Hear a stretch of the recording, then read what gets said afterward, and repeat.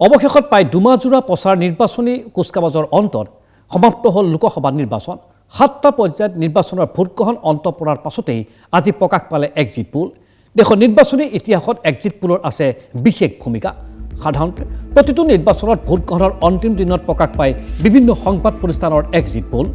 ভাৰতৰ exit poll জনপ্ৰিয়কৰণৰ আঁৰত আছিল Centre for the Study of Developing Society নামৰ বিশেষ প্ৰতিষ্ঠানটো। এই প্ৰতিষ্ঠানটোৱে 1960 চনত ভাৰতত জনপ্ৰিয় কৰি তুলিছিল এক্সিট পোলৰ ধাৰণাটো। 1980 চনত জনপ্ৰিয় চেফলজিষ্ট সাংবাদিক পনৰৰ নেতৃত্বত ভাৰতত আৰম্ভ হৈছিল এক্সিট পোল। 1996 চনত দূৰদৰ্শনত প্ৰকাশ পাইছিল CSDSৰ এক্সিট পোল। সেই দিন ধৰি দেশৰ প্ৰতিটো নিৰ্বাচনত ভোটগ্ৰহণৰ অন্তত প্ৰকাশ পাই আহিছে এক্সিট পোল।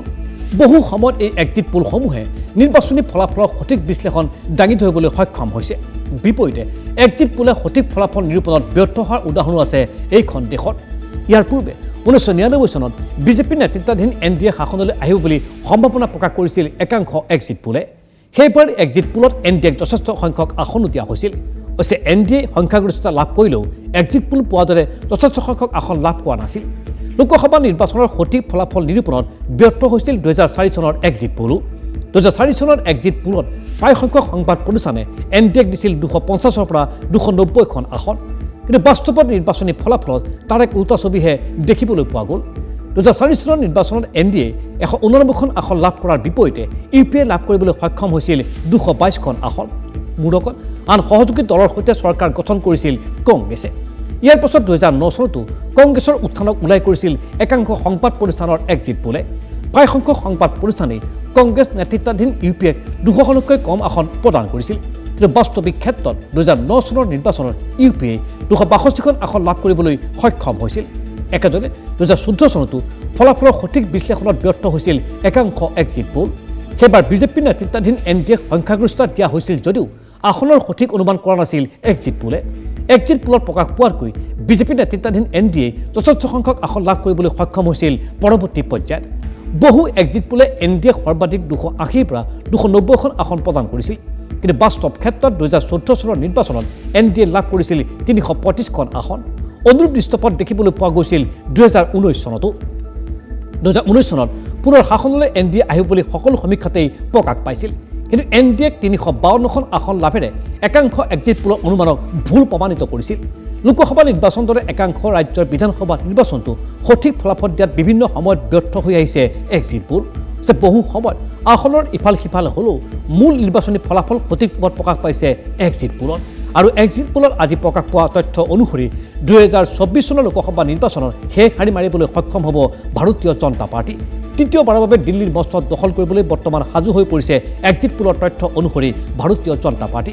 দেখা যাওক 4 জুনৰ ফলাফল ঘোষণা কৰাৰ পাছত এই এক্সিট পোলৰ বাস্তৱিকতা কিমানটো থাকে বা নাথাকে। আজি এক্সিট পোল প্ৰকাশ পোৱাৰ পাছতে ইতিমধ্যে বিভিন্ন দলে ৰাজনৈতিক দলসমূহে শক্তিসমূহে নিজস্ব প্ৰতিক্ৰিয়া প্ৰকাশ কৰিছে। আহক চাওঁ এই সম্পৰ্কত কি ক'ব খুজিছে কংগ্ৰেছৰ অধ্যক্ষ মল্লিকাৰ্জুন খৰ্গে। মল্লিকাৰ্জুন খৰ্গে কি ক'ব খুজিছে বিজেপিক এক্সিট পোলে সফলতাৰ শেষ হাৰি মাৰিব বুলি ঘোষণা কৰাৰ পাছতেই।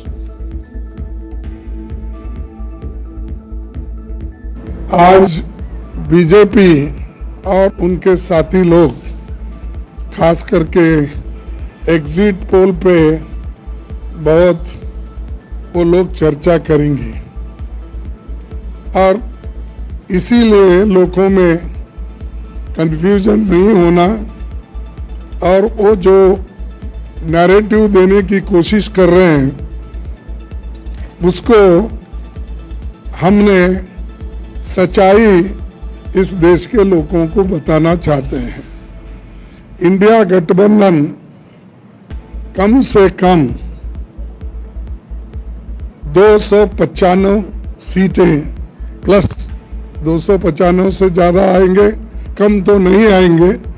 ये हमने आकलन किया कि सभी हमारे नेताओं से पूछने के बाद ये एक आंकड़ा हमारे पास मिला है और इस आंकड़े में कोई बदलाव नहीं है।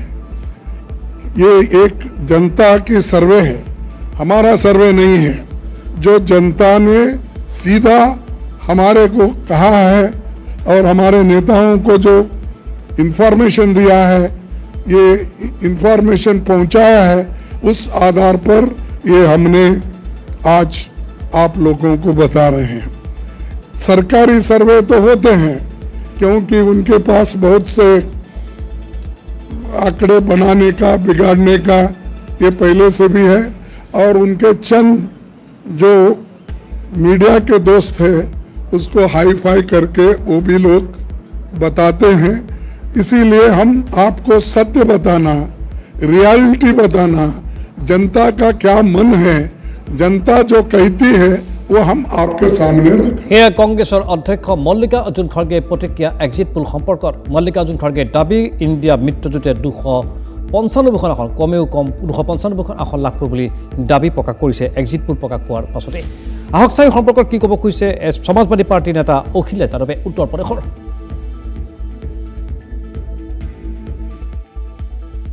कहना क्या है कि इंडिया गठबंधन की सरकार बनने जा रही है। कितनी सीटें आएंगी, क्या लगता है अखिलेश? देखिए जो आप लोग कर रहे हैं, देखिए सबसे बड़ी बात है कि जो आप लोग करेंगे वो नहीं होना है, होना तो वही है जो अभी है, लेकिन आप लोग अधिकारियों पे साइकोलॉजिकल दबाव बनाना चाहते हैं तमाम लोग, जिसका दाना उसका गाना।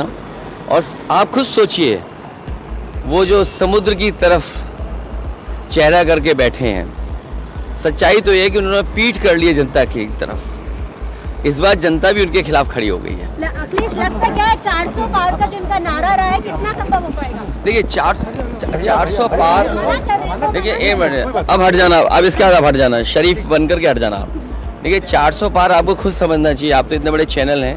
400 पार का मतलब क्या? 543 के बाद आप खुद बताइए ना कितनी हुई। अगर 400 पार मुझसे पूछ रहे हैं आप, तो 543 के बाद 400 पार कितनी हुई? 143, और आप देखिएगा 140 से ऊपर नहीं जाएंगे। সেয়া সমাজবাদী পাৰ্টীৰ নেতা উত্তৰ প্ৰদেশৰ ৰাজনৈতিক নেতা অখিলেশ যাদৱৰ বক্তব্য। আহক চাওঁ আজি সংবাদমেলযোগে কি ক'ব খুজিছে এক্সিট পোল সম্পৰ্কত কংগ্ৰেছৰ জ্যেষ্ঠ মুখপাত্ৰ সুপ্ৰিয়া সিনেজে।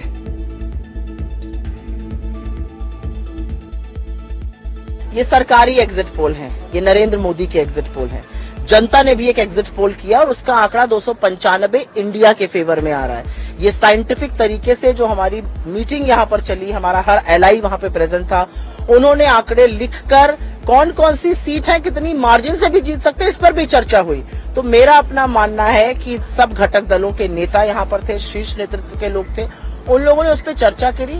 बड़ा साइंटिफिक तरीके से हम लोगों को अंदाजा है कि हम कितनी सीटें जीत रहे हैं। 295 से एक सीट कम नहीं होगी, ये वृहद परिवार अभी बढ़ेगा ही। और तो मुझे लगता है जनता के एग्जिट पोल में और सरकारी एग्जिट पोल जो टीवी पर दिखाकर झुंझुना चलाया जा रहा है, उसमें बहुत अंतर है। সেয়া কংগ্ৰেছৰ জ্যেষ্ঠ মুখপাত্ৰ সুপ্ৰিয়া সিনেতৰ বক্তব্য। সুপ্ৰিয়া সিনেতৰ মতে এই এক্সিট পোল চৰকাৰী এক্সিট পোল। আহক চাই সম্পৰ্কত কি ক'ব খুজিছে সাংসদ সঞ্জয় সিঙে।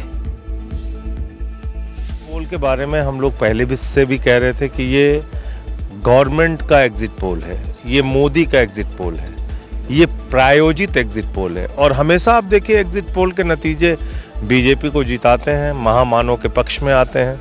तो जो अभी बैठक में राज्यवार सीटों के बारे में जो लीडर्स आए थे अलग अलग स्टेट्स से, उनसे जो पूछा गया उसके हिसाब से 295 सीटें इंडिया गठबंधन की आएंगी और इंडिया गठबंधन की सरकार बनने जा रही है। ये एग्जिट पोल के नतीजे 20-25 हज़ार लोगों के बीच का सैंपल सर्वे लेके पूरे देश का आकलन करना, 144 करोड़ की आबादी वाले मुल्क का, मैं समझता हूँ इससे कोई फ़र्क पड़ने वाला नहीं है। ये सरकार द्वारा और मोदी सरकार द्वारा प्रायोजित एग्जिट पोल है। সেয়া আপৰ সাংসদ সঞ্জয় সিঙৰ বক্তব্য। তেওঁ ক'ব খুজিছে যে এই এক্সিট পোল চৰকাৰী এক্সিট পোল। দেখা যাওক এক্সিট পোলৰ কিমান দূৰ সত্যতা ৰূপায়িত হয় 4 জুনৰ ফলাফল ঘোষণা কৰাৰ পাছতে, যিটো স্বাভাৱিকভাৱে বিজেপি শাসনত আহিব বুলি কোৱা হৈছে। বিৰোধী শক্তি এইবাৰ নিৰ্বাচনত পৰাজিত হ'ব বুলি কোৱা হৈছে এক্সিট পোলৰ জৰিয়তে।